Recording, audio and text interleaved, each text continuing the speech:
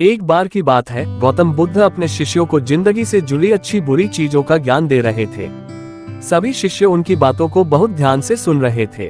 उन सभी में एक शिष्य ऐसा था जिसे प्रश्न पूछने की बहुत आदत थी।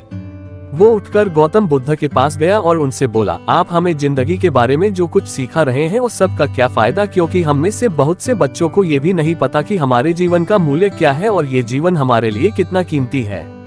पहले आप हमें ये बताइए कि इस जीवन का मूल्य क्या है। अपने शिष्य की बात सुनकर गौतम बुद्ध अपने कक्ष में गए और एक चमकता हुआ पत्थर का टुकड़ा लेकर आए।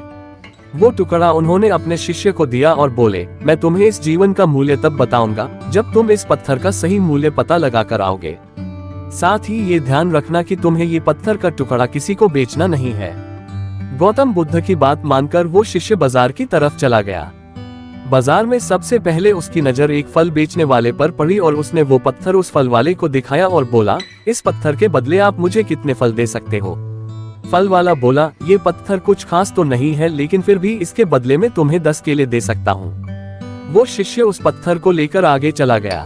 फिर उसे एक सब्जी वाला मिला। शिष्य ने उस सब्जी वाले से उस पत्थर की कीमत पूछी।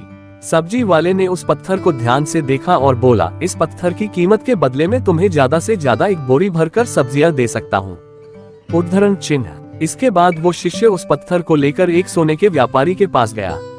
उस पत्थर की टुकड़े की चमक देखते ही उस सुनार ने उसकी कीमत 100 सोने के सिक्के लगाए। शिष्य ने वो टुकड़ा बेचने से मना किया तो वो सुनार उसके बदले 200 सोने के सिक्के देने को भी राजी हो गया, लेकिन शिष्य ने वो पत्थर नहीं बेचा।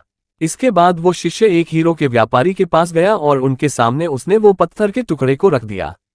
उस पत्थर को देखते ही हीरो के व्यापारी ने एक साफ कपड़ा बिछाया, उस पत्थर को उसके ऊपर रखा, फिर उसकी परिक्रमा की और हाथ जोड़कर उस पत्थर को कपड़े में लपेटते हुए वो बोला, तुम जिसे मामूली पत्थर समझकर उसकी कीमत पूछ रहे हो, असल में ये एक बेशकीमती रूबी है।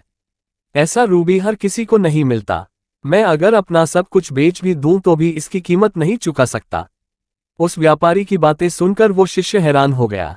वो दौड़ा दौड़ा सीधा बुद्ध के पास आया और उन्हें उसने जो कुछ भी बाजार में हुआ वो सब बताया। उसकी अचरज भरी बातें सुनकर गौतम बुद्ध बोले, तुम्हारे सवाल का जवाब इस रूबी की कीमत में ही छिपा है। हमारा जीवन भी एक रूबी है, रूबी की तरह ये भी बेशकीमती है, लेकिन हम इस बात को हमेशा नजरअंदाज करते हैं और अपने जीवन का मूल्य नहीं समझते। हम दूसरों को देखकर और उनके जैसा जीवन जीने की कोशिश में अपने जीवन की कीमत को कम कर देते हैं। हम ये सोचते हैं कि हमारी जिंदगी की कीमत वही है जो दूसरे हमें बताते हैं, लेकिन ये बात हमेशा ध्यान रखना कि सामने वाला अपनी हैसियत, बुद्धि और अपनी समझ के हिसाब से तुम्हारी कीमत लगाता है।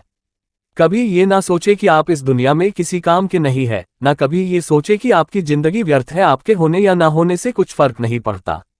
जब भी ऐसे नेगेटिव विचार आपके मन में आए तो खुद को बस ये याद दिलाएं कि जीवन एक रूबी है और ये बेशकीमती है।